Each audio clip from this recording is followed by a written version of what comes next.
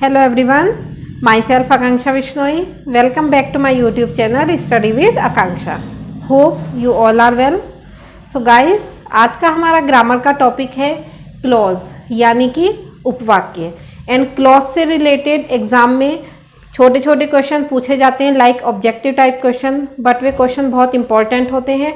5 to 8 marks के हमारे question लगभग पूछे जाते हैं। तो यहाँ आपको एक क्लॉज फ्रेज ये पता होना बहुत ज़रूरी है। तो वीडियो को बिल्कुल भी स्किप ना करें, वीडियो को लास्ट तक देखें।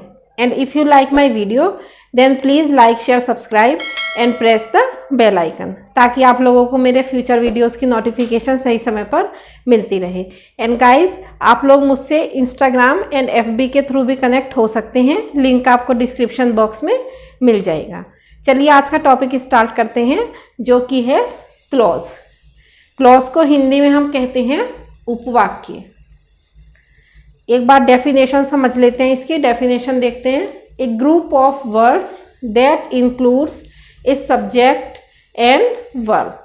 शब्दों का ऐसा समूह, ग्रुप ऑफ वर्ड, शब्दों का ऐसा समूह that includes a subject and a verb, जहाँ पर हमारा सब्जेक्ट भी होता है एंड वर्ब भी होती है, तो वो हमारा होता है clause. A clause is usually only one part of a sentence. जो हमारा क्लॉज होता है वो हमारे सेंटेंस का एक पार्ट होता है। हिंदी में देख लेते हैं। जब कोई बड़ा वाक्य, लॉन्ग सेंटेंस, कई छोटे वाक्यों, शॉर्ट सेंटेंसेस से मिलकर बनता है, तो ये छोटे छोटे वाक्य ही क्लॉज कहे जाते हैं, तथा क्लॉज अपने सब्जेक्ट तथा वर्ब में ही सीमित रहता है। अभी हम एग्जाम्पल के थ्रू समझेंगे, तब आप लोगों को अच्छे से क्लियर हो सकेगा। चलिए गाइस, अब हम आगे देखते हैं। ए clause contrast with A phrase which does not contain a subject and a verb. Clause हमारा फ्रेज के साथ भी जुड़ा हुआ होता है। कितनी बार सेंटेंस एग्जाम में ऐसे पूछा जाता है कि बताइए इसमें फ्रेज कौन सा है और इसमें क्लॉज कौन सा है। तो मतलब क्लॉज हमारा फ्रेज के साथ भी होता है, बट हम फ्रेज में और क्लॉज में क्या डिफरेंस है? क्लॉज में सब्जेक्ट एंड वर्ब के बारे में पूछा जाता है, बट फ्रेज में सब्जेक्ट एंड वर्ब के बारे में कुछ नहीं बताया जाता है। तो फ्रेज को हिंदी में हम कहते हैं वाक्यांश, यानी कि वाक्य का अंश।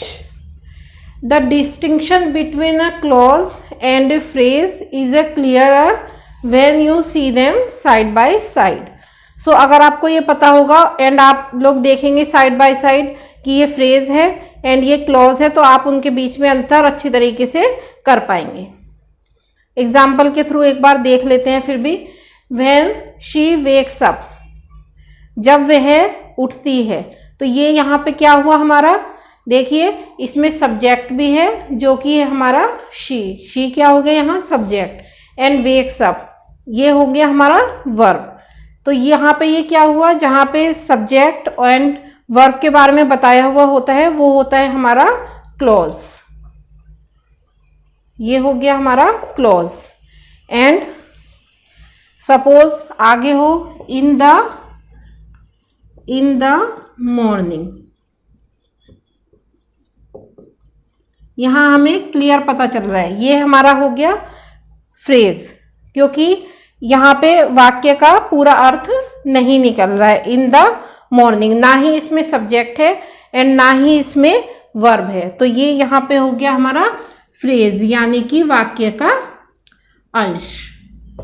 तो इस तरीके से आपको दोनों में डिफरेंस का पता रखना है कि कौन सा हमारा फ्रेज है एंड कौन सा हमारा क्लॉज है। चलिए अब आगे और एग्जाम्पल के थ्रू अपना क्लॉज के बारे में समझते हैं। एंड गाइस, फ्रेज की मैं एक डिटेल्ड वीडियो बना चुकी हूँ, तो फ्रेज को अच्छी तरीके से समझने के लिए आप वो वीडियो ज़रूर देखें। चलिए गाइस, अब हम एग्जाम्पल के थ्रू समझ लेते हैं अपने क्लॉज के बारे में। फर्स्ट एग्जाम्पल देखिए। I saw a beautiful girl, full stop, she was carrying a basket. यहाँ पे आप दे सकते हैं दो हमारे स्मॉल छोटे सेंटेंसेस दिए हुए हैं। दो सेंटेंस आ गए। I saw a beautiful girl, यहाँ पे आई क्या हो गया हमारा सब्जेक्ट। मैंने एक सुंदर लड़की को देखा। She was carrying a basket, उसने एक बास्केट ले रखी थी। तो इसमें हमारा सब्जेक्ट भी दे रखा है एंड वर्ब भी दे रखी है। और ये हो गया हमारा क्लॉज, क्योंकि ये यहाँ पे दो छोटे छोटे सेंटेंस बने हुए हैं। अब हम इसे एक सेंटेंस कैसे बनाएंगे। I saw a beautiful girl,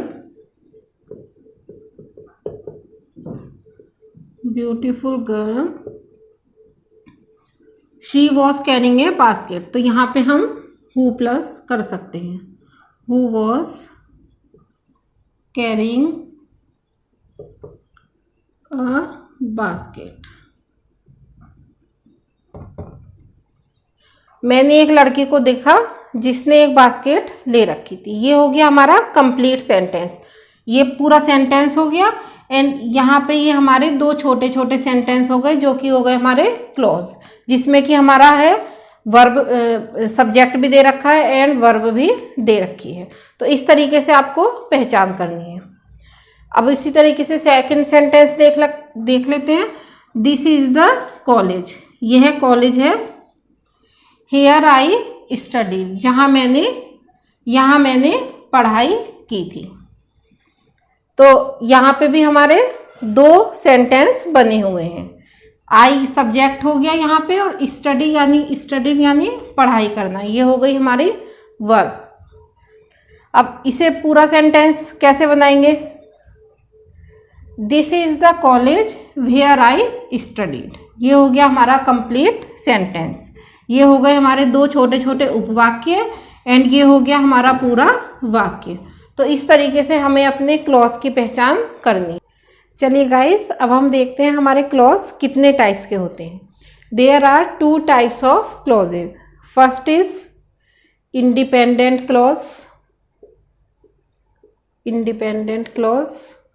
and second is dependent clause. Independent clause यानी कि जो अपने आप में ही एक कंप्लीट सेंटेंस होता है।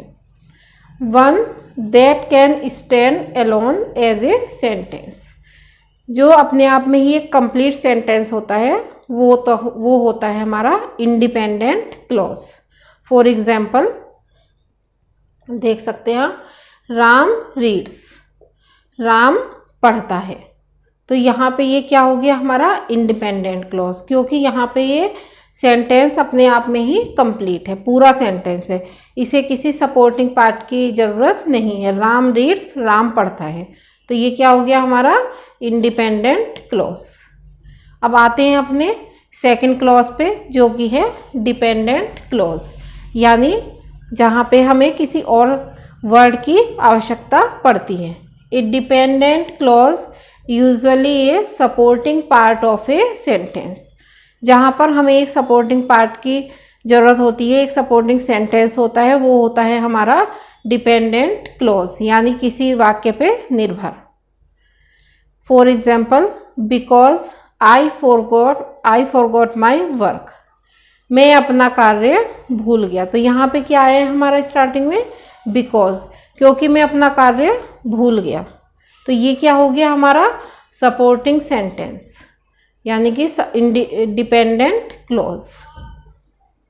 इसकी जगह, बिकॉज की जगह हमारा वाई भी आ सकता था, why I forgot my work. तो इस टाइप के जो होते हैं हमारे क्लॉज जो होते हैं, वो कहलाते हैं हमारे डिपेंडेंट क्लॉज। तो ये हो गए हमारे 2 टाइप्स के क्लॉज, इंडिपेंडेंट एंड डिपेंडेंट। चलिए गाइस, अब आगे देखते हैं। How are clauses used in a sentence. A clause can act as a noun, an adjective और एन एडवर्ब। क्लॉज में एज ए नाउन भी यूज होता है, एन एडजेक्टिव की तरह भी, और एन एडवर्ब की तरह भी। First point, noun clauses. देख सकते हैं आप example, what she said last night, उसने लास्ट नाइट को क्या कहा। तो यहाँ पे शी हमारा क्या हो गया, ये नाउन।